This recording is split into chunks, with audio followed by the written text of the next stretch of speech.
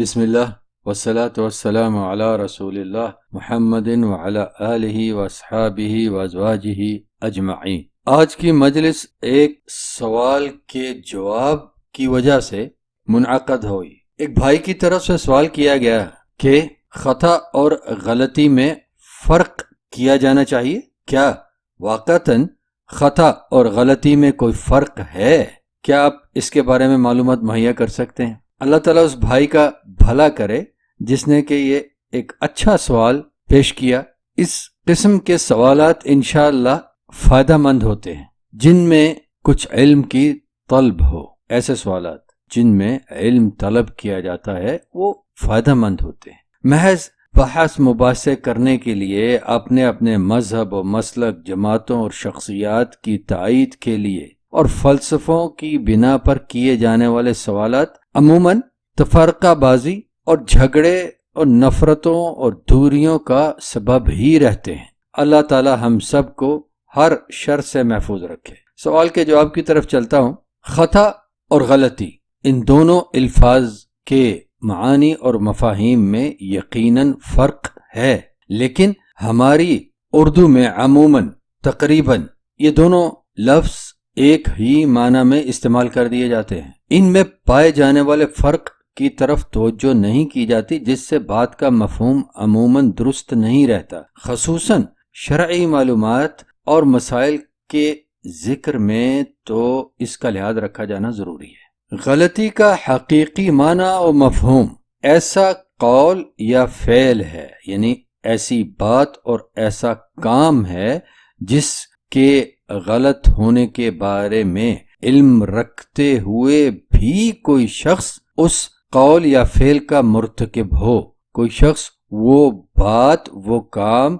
کرے اور جانتا ہے کہ یہ بات یا کام غلط ہے، گناہ ہے، یہ ہے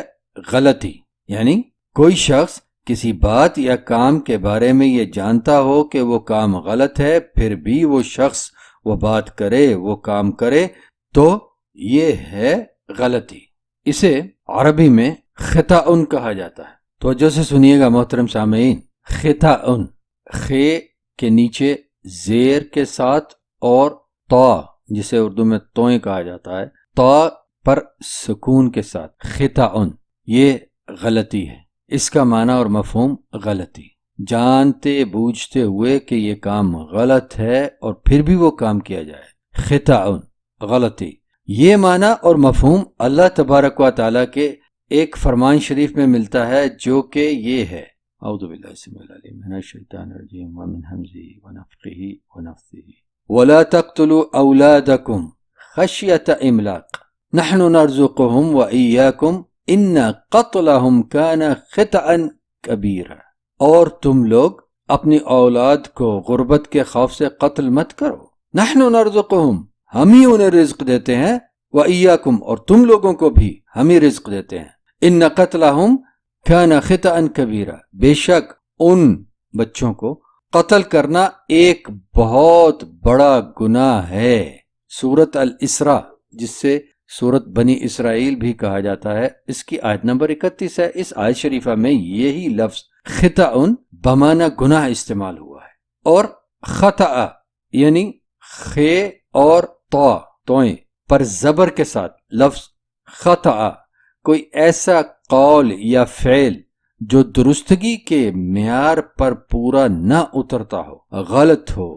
گناہ ہو، لیکن اس کے کرنے والے فاعل اور قائل، یہ کام کرنے والے نے، یہ بات کرنے والے نے جان بوجھ کر وہ کام نہ کیا ہو، وہ بات نہ کی ہو، یعنی ایسا نہ ہو کہ وہ جانتا ہو کہ وہ جو کچھ کرنے یا کہنے والا ہے وہ درست نہیں اور پھر بھی کر دے یا کہہ دے، تو یہ ہے خطأ، یعنی بھول چوک، لا علمی کی وجہ سے ایک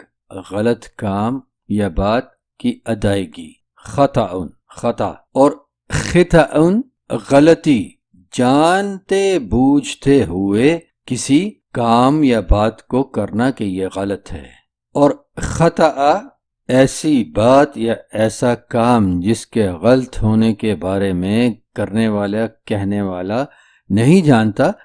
اور کر دیتا ہے، بات کہہ دیتا ہے، وہ ہے خطا، بھول چوک۔ اس معنی اور مفہوم کے لیے بھی قرآن کریم میں سے دلیل میسر ہے۔ اللہ تبارک و تعالی نے ارشاد فرمایا ہے کہ ادعوہم لآبائہم هو اقسط عند اللہ فإن لم تعلموا آباءهم فإخوانكم في الدين ومواليكم وليس عليكم جناح فيما أخطأتم به ولكن ما تعمدت قلوبكم وكان الله غفورا رحيما۔ مسلمانوں کو، ایمان والوں کو اللہ تبارک و تعالی یہ حکم دے رہے ہیں کہ اپنے لے پالکوں کو، جو بچے لے کے تم نے پالے ہیں، اپنے لے پالکوں کو ان کے باپوں کے نام سے منسوب کر کے پکارا کرو۔ ایسا کرنا اللہ کے ہاں زیادہ انصاف اور درستگی والا ہے۔ اور اگر تم لوگ ان کے باپوں کو نہ جانتے ہو تو وہ دین میں تمہارے بھائی ہیں یا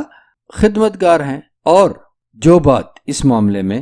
جو بات تم لوگ خطا سے، دلی ارادے کے بغیر ہی کہتے ہو، اس میں تم لوگوں پر کوئی گناہ نہیں، اور بے شک اللہ بخشنے والا اور رحم کرنے والا ہے۔ سورۃ الاحزاب کی آیت نمبر 5 ہے۔ یہاں اس آیت شریفہ میں ہمیں ایک اور بہت اہم مسئلے کا حکم بھی ملتا ہے، وہ یہ کہ ادعوہم لآبائہم هو اقسط عند اللہ، اپنے لے پالکوں کو ان کے باپوں کے نام سے منسوب کر کے پکارا کرو۔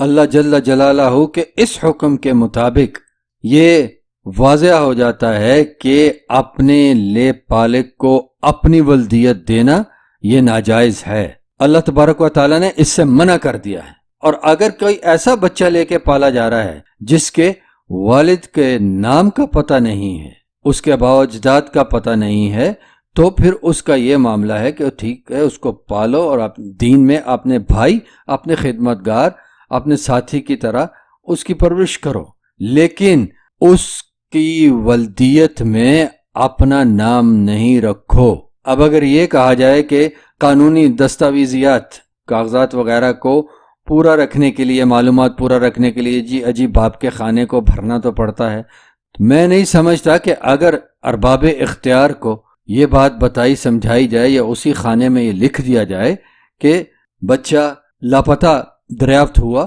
اور اس کو لے کے پالا جا رہا ہے، والد کی شناخت یا اس کی معرفت نہیں ہے، تو کوئی بھی اس پر اعتراض کرے گا، اور اگر اعتراض ہو تو قانونی طور پر اس معاملے کو اس وقت دیکھا جا سکتا ہے، ارباب اختیار سے رجوع کیا جا سکتا ہے، لیکن ایسا نہیں کہ اس کا کوئی حال ہی نہ نکلتا ہو اور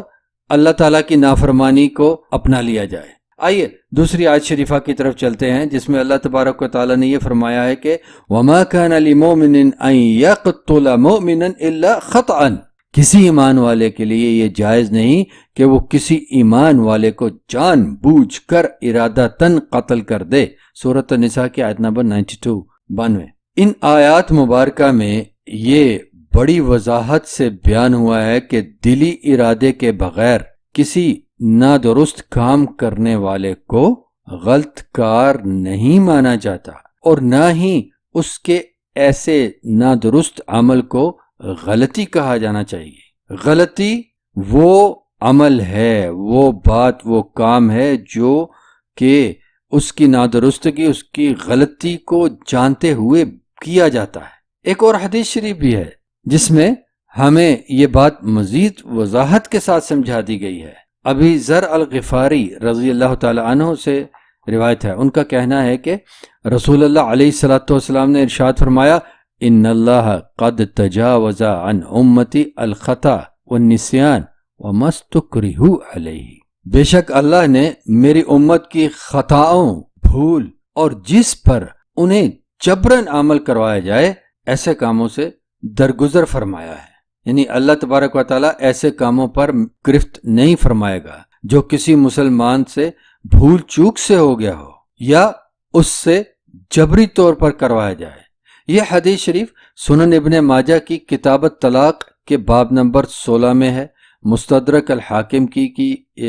کتاب الطلاق میں بھی ہے، اور حدیث شریف صحیح ہے۔ عبداللہ ابن عباس، ثوبان اور عقبہ بن عامر رضی اللہ عنہم سے بھی مروی ہے، ابی ذر الغفاری کے علاوہ۔ اس کے بعد دوسری حدیث جو کہ ابو ہریرہ رضی اللہ تعالی عنہ اور عمر ابن العاص رضی اللہ تعالی عنہ سے روایت ہے کہ رسول اللہ علیہ الصلوۃ والسلام نے ارشاد فرمایا اذا حکم الحاکم فاجتہد ثم اصاب فلہ اجران، اگر کسی فیصلہ کرنے والے نے درستگی کے لیے جد و جہد کر کے فیصلہ دیا اور درستگی پر پہنچا تو اس کے لیے 2 ثواب ہیں۔ وَإِذَا حَكَمَ فَاجْتَهَدَ ثُمَّ أَخْطَأَ فَلَهُ أَجْرٌ، اور اگر اس نے جد و جہد کر کے فیصلہ دیا، درستگی کے لیے جد و جہد کر کے فیصلہ دیا، پھر اس سے خطا ہوئی یعنی درست فیصلے تک نہ پہنچ پایا تو